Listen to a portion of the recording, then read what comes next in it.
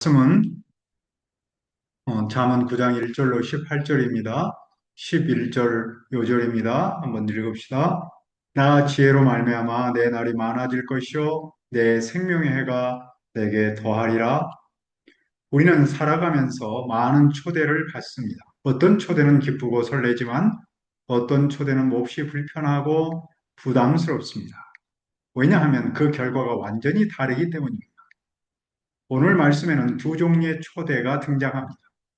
그 초대는 무엇이며 그 결과는 무엇이 다릅니까? 첫째, 지혜의 초대. 1절을 보십시오. 지혜가 그의 집을 짓고 일곱 기둥을 다듬고, 지혜는 집을 짓는 여인으로 등장합니다. 일곱은 완전함의 상징으로 지혜의 집은 흔들리지 않는 하나님의 질서와 진리 위에 세워졌음을 보여줍니다. 지혜는 짐승을 잡았고 포도주를 혼합하여 상을 갖추었습니다. 혼합하여라는 말은 꿀이나 향료를 넣어서 더욱 맛있게 만듦을 뜻합니다.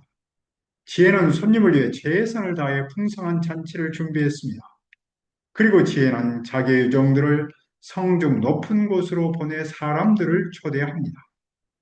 어리석은 자는 이리로 돌이키라. 여종들은 생각이 부족한 자, 곧 인생의 길을 몰라 방황하는 자들을 부릅니다. 지혜의 집에 들어온 사람들은 지혜가 준비한 음식과 포도주를 먹고 마십니다. 그 결과 그들은 어리석음을 버리고 생명을 얻습니다. 또 명철의 길, 곧 하나님의 아는 길로 들어섭니다. 이 초대는 오늘날 예수 그리스도 안에서 완성되었습니다. 예수님은 마태복음 11장 28절에서 이렇게 말씀하십니다.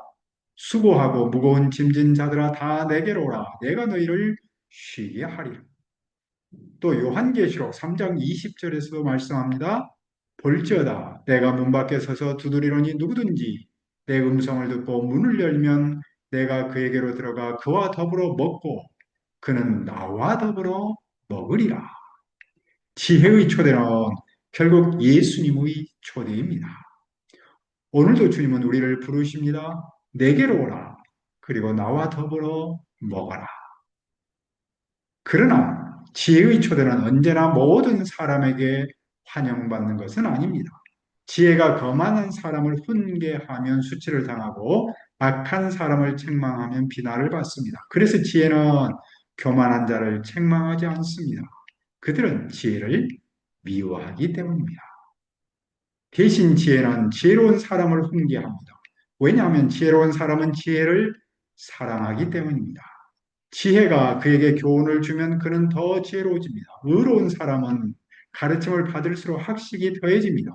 지혜의 가르침은 사람을 성장시키는 영적 양식입니다. 그러면 지혜의 출발점은 어디에 있을까요? 10절이 그 답을 줍니다.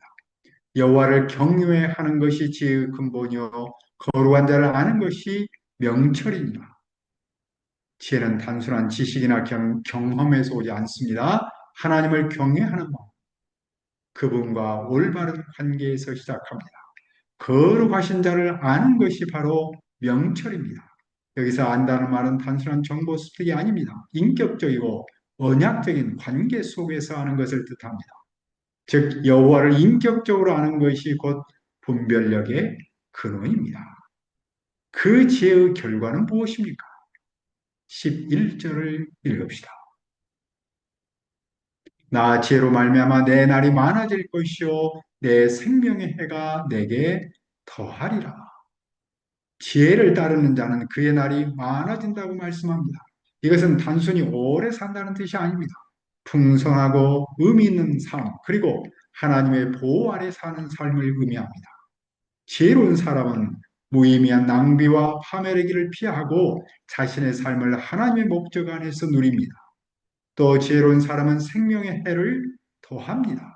이건 역시 단순한 수면 영장이 아닙니다. 그것은 삶의 의미와 평안 그리고 하나님과 관계의 복이 더해진다는 뜻입니다. 지혜는 단순한 정보나 이론이 아니라 삶의 질과 방향을 변화시키는 영적 원리입니다. 하나님을 아는 지혜는 추상적인 지식이 아닙니다. 그것은 현실 속에서 열매를 맺는 생명입니다. 여호와를 경외하는 것이 지혜의 시작이라면 그 지혜의 결과는 우리의 생명을 풍성하게 하는 겁니다. 하루하루와 하나님과 동행하는 축복의 시간입니다. 그래서 지혜를 따르는 사람은 허무하지 않은 하루, 불안하지 않은 내일을 살아갑니다. 그의 인생은 하나님 안에서 충만한 생명의 해를 더해가는 삶입니다. 12절은 그 결과를 이렇게 요약합니다. 네가 만일 지혜로우면 그 죄가 내게 유익할 것이나 네가 만일 거만하면 너 홀로 해를 당하리라. 지혜로운 사람은 자신에게 유익을 얻지만 거만한 사람은 스스로 해를 입습니다. 즉 지혜든 교만이든 자기 자신에게 먼저 영향을 미칩니다. 그 다음에야 그것이 다른 사람에게 흘러가는 것이죠. 이처럼 지혜는 오늘도 우리를 초대합니다. 그러므로 지혜의 초대는 우리를 하나님과의 관계 속으로 부르는 초대입니다. 우리는 그 초대에 응답해야 합니다. 지혜의 초대에 응답하는 그 자리에서 하나님은 우리의 날을 많게 하시고 우리 생명의 해를 더해 주십니다. 하지만 어떤 초대도 있습니까? 둘째, 미련한 여인의 초대. 13절을 보십시오. 미련한 여인이 떠들며 어리석어서 아무것도 알지 못하고 여기 미련한 여인이 등장합니다. 그녀를 시끄럽고 경솔을 하며 아무것도 알지 못하는 자로 묘사합니다. 즉 겉으로는 활기차 보이지만 속은 비어있는 인생을 상징합니다. 그녀는 어디에서 무엇을 합니까? 14절을 보면 자기 집 문 앞 곧 성읍의 가장 높은 곳에 자리를 잡았습니다. 지혜가 사람들을 부르던 바로 그 장소입니다. 그러나 지혜와 달리 미련한 여인은 아무런 준비도 하지 않았습니다. 지혜는 짐승을 잡고 포도주를 섞어 상을 차렸습니다. 하지만 미련한 여인은 그저 자리에 앉아 지나가는 사람들을 불러 세웁니다. 그녀는 지나가는 자들과 곧장 자기 길로 가는 자들에게 외칩니다.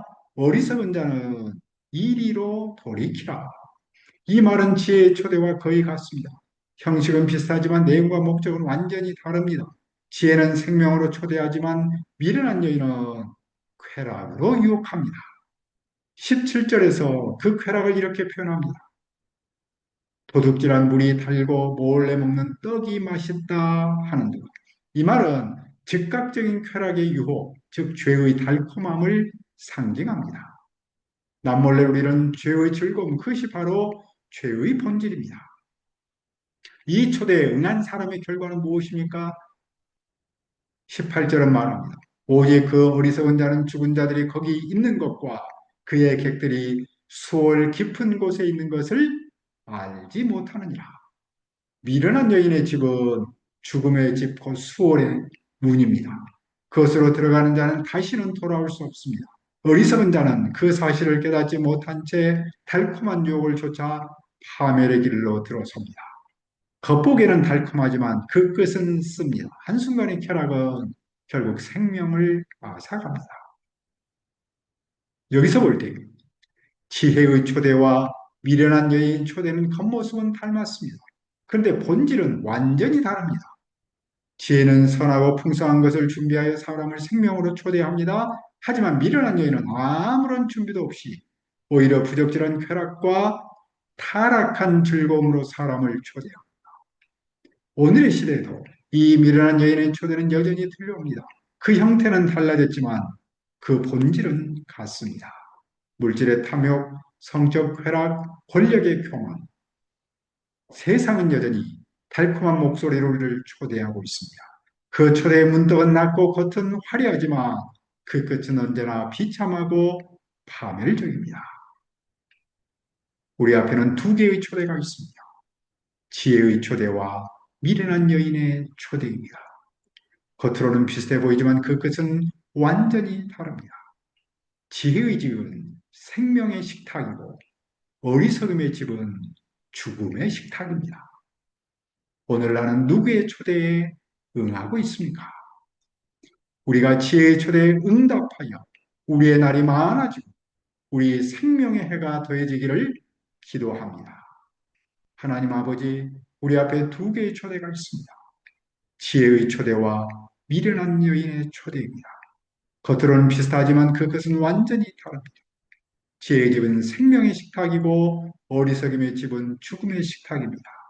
하나님 아버지, 우리가 지혜의 초대에 응답하여 우리의 날이 많아지고 우리 생명의 해가 더해지도록 도와주시옵소서. 감사하고 예수님의 이름으로 기도합니다. 아멘.